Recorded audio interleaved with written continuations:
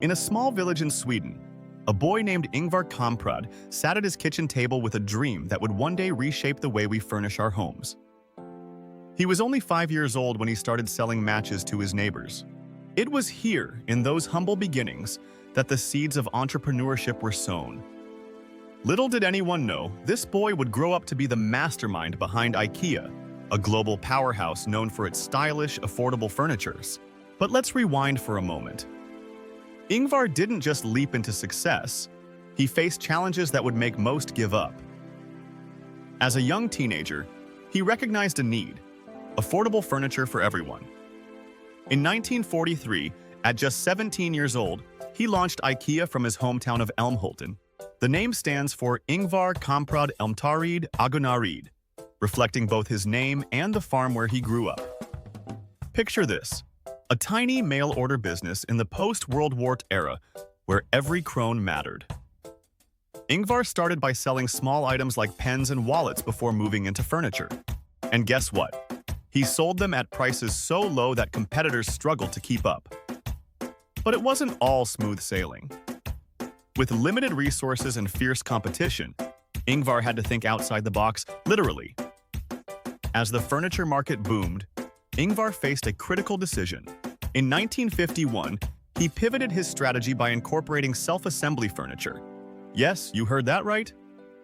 By allowing customers to assemble their own pieces, IKEA drastically cut shipping costs and made furniture even more affordable.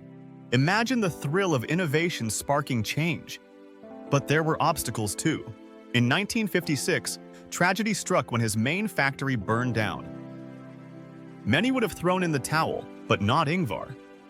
Instead of seeing it as an end, he viewed it as an opportunity to innovate further. He rebuilt and improved his operations while ensuring that quality remained paramount.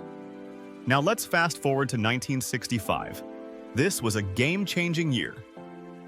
Ingvar opened the first IKEA store in Stockholm.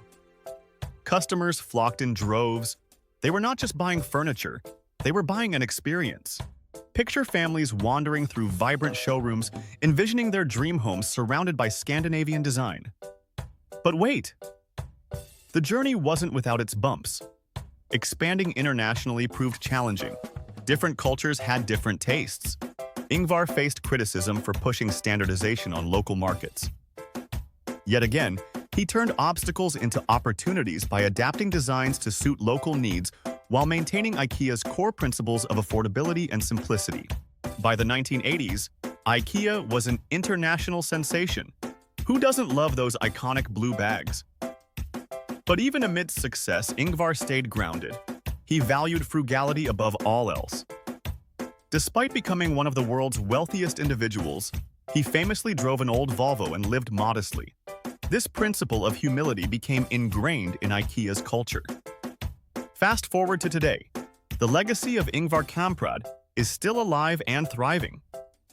From sustainability initiatives to innovative designs that continue to evolve with modern trends, IKEA is not just about furniture.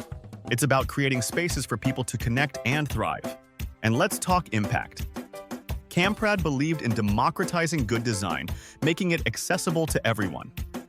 Today, millions live in homes adorned with IKEA products, all thanks to one man who dared to dream big from a small Swedish village. Ingvar Kamprad passed away in 2018, but his vision lives on through every flat pack box shipped across the globe. His story is a testament to resilience, creativity, and the power of dreaming big, even when starting small. So next time you assemble your IKEA furniture or stroll through one of their stores, remember Ingvar's journey from selling matches at 5 years old to revolutionizing home furnishing worldwide. Let it inspire you to take bold steps in your own life. Because who knows? Your story could be the next great entrepreneurial journey waiting to unfold.